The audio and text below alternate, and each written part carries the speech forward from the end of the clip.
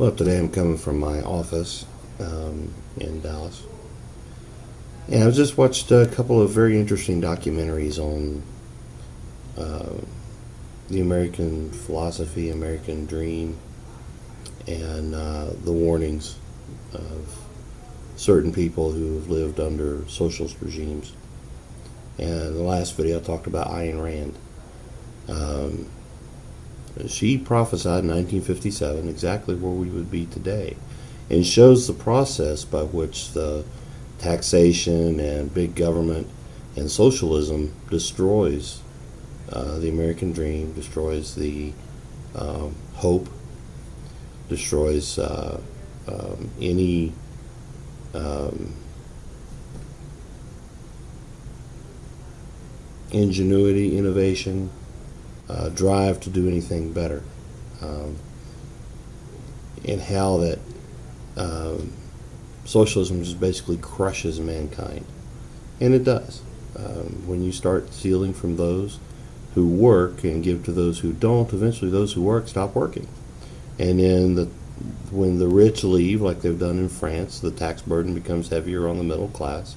And then the middle class who can't leave are made to be just as poor as the poor. And so that was a documentary on Ayn Rand that's on Netflix, and it's a very good one.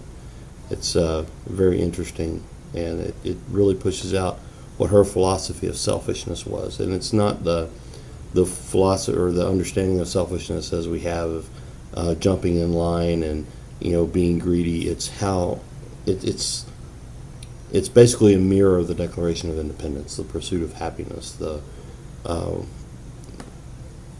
everything that the Declaration of Independence embodies is what her philosophy was, although it was from more of an atheist point of view.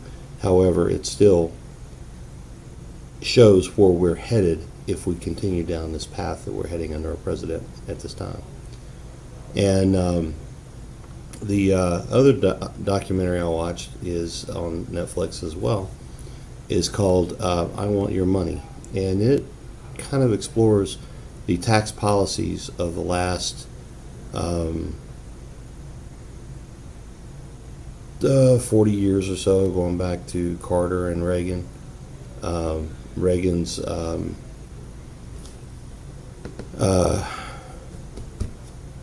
Reaganomics and how it worked, and it did work. I mean, we kept that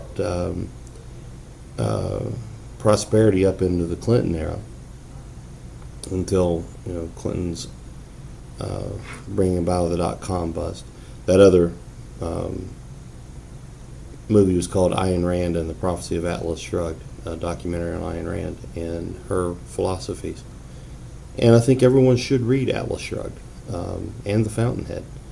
I haven't read The Fountainhead yet. That'll be the next book that I read. But both talk about this warning of what comes through socialism, and it's something that we need to pay very close attention to. And the thing is, if the Republican Party, who tend to be conservative, tend to be individualists, we tend not to be collectivists, but we've got to start using the